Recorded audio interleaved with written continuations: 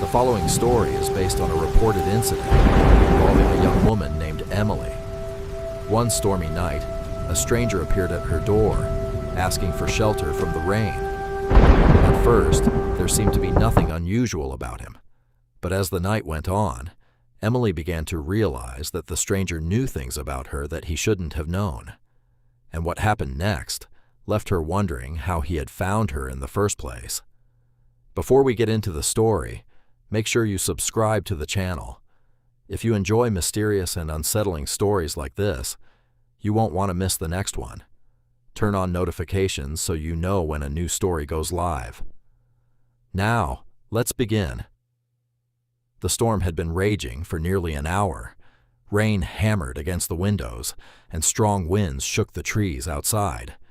Emily was alone in her house, listening to the storm while trying to ignore the occasional rumble of thunder. Then came a knock at the front door. She froze. It was late, and she wasn't expecting anyone. A few seconds passed before another knock came, slower this time. Emily cautiously approached the door and looked through the window beside it. An older man was standing outside in the rain. He looked frail and exhausted. His clothes were completely soaked, and he leaned heavily on a wooden cane as he struggled to remain standing. Emily hesitated. The man noticed her and raised one hand.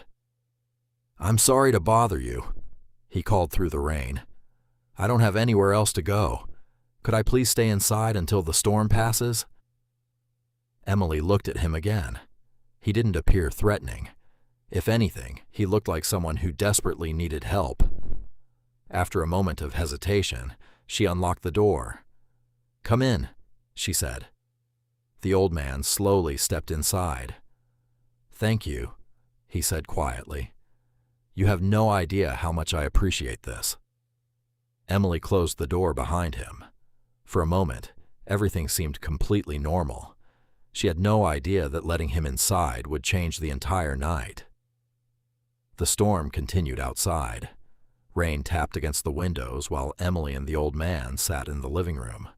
The man rested his cane beside his chair and warmed himself near the heater. At first, their conversation was surprisingly ordinary. He talked about the weather, the long walk he had taken, and how difficult it had become for him to travel during storms like this. Emily relaxed a little. The man was polite and spoke calmly. Nothing about him seemed particularly threatening. Then, during the conversation, he mentioned something about Emily's daily routine. She looked at him. "How do you know that?"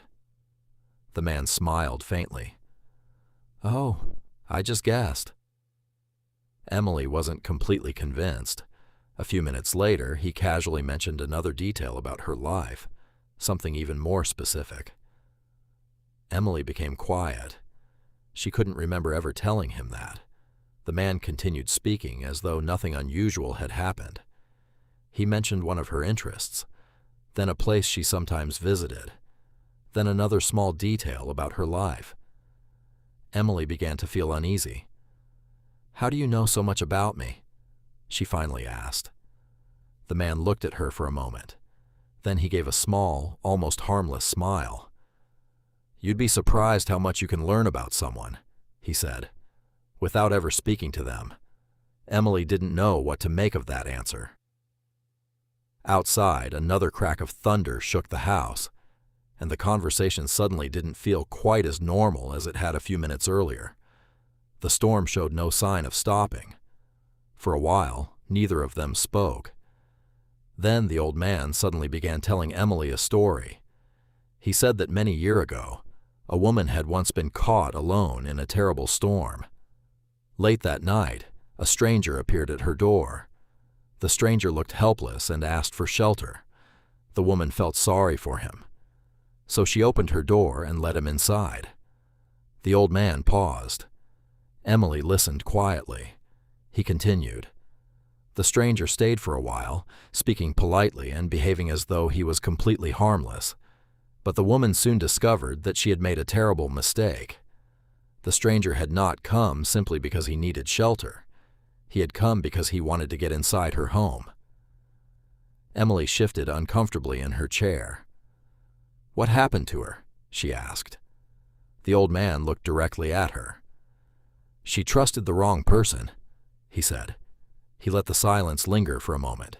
Then he asked, "After hearing that, would you ever let a stranger into your home?" Emily thought about the question. Then she shook her head. "No." The old man slowly smiled. "But you already did." Emily stared at him.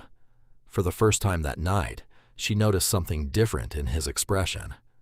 The harmless old man who had stood outside her door moments ago suddenly didn't seem quite so harmless anymore. Emily's heart began to race. She suddenly felt the need to contact someone, anyone. Without taking her eyes off the man, she reached toward the place where she had left her phone. Nothing. She checked beside the chair. Nothing. Emily stood up and searched the nearby table. Her phone was gone. "Where is my phone?" she asked. The man didn't answer. She looked around the room, becoming more anxious with every second. Then she saw it. The phone was in his hand. Emily stared at him. "Give it back." The man looked down at the phone, then back at her. He no longer looked frightened or helpless. He simply held the phone loosely in his hand. "Give me my phone," Emily repeated. The man remained silent for a moment. Then he looked at her and calmly said, "This is just the beginning." Emily took a step backward. The storm continued outside, but now the sound of the rain seemed distant. She finally understood that something was very wrong. Emily took another step backward. She wanted to get away from him. The man suddenly stood up. Emily expected him to struggle, just as he had when he arrived at the door. But he didn't. He moved quickly. Far too quickly. Emily froze.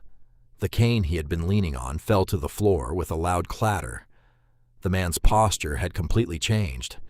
He no longer appeared weak or exhausted. He stood straight and moved with surprising confidence. Emily stared at him in disbelief. Then she noticed something else. His beard looked strange. She looked closer. It didn't appear completely natural. The realization slowly began to sink in. The frail old man who had struggled through the rain had been pretending. The weakness, the slow movements, the cane, even the beard. It had all been part of an act. Emily's fear suddenly became overwhelming. She backed away, looking for a way out. The man took a step toward her, and this time there was nothing frail about him. Emily turned and ran. She rushed toward the nearest exit, desperate to put as much distance between herself and the man as possible. Behind her, she heard his footsteps. He was moving quickly, much faster than she had expected. Emily reached for the door, but before she could get it open, he caught up to her. She struggled to get away and tried to find somewhere inside the house where she could lock herself in. For a moment, she managed to pull away. Then he caught her again. The confrontation became chaotic and frightening. Emily tried to protect herself and escape, but the man was stronger than she expected. Then he struck her. Everything suddenly became dark. When Emily finally woke up, the house was completely silent. The storm had passed. For a few moments, she couldn't remember what had happened. Then the memories slowly returned. The stranger, the conversation, her missing phone. She looked around the room. The man was gone. So were several of her most valuable belongings. And her phone was missing too. Emily slowly realized that the entire encounter had been planned. The man hadn't simply appeared at her door because of the storm. He had known enough about her to find the right house, the right time, and the right opportunity.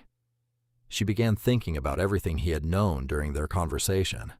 Her routines, her home, her belongings, places she visited, even small details she had casually posted online.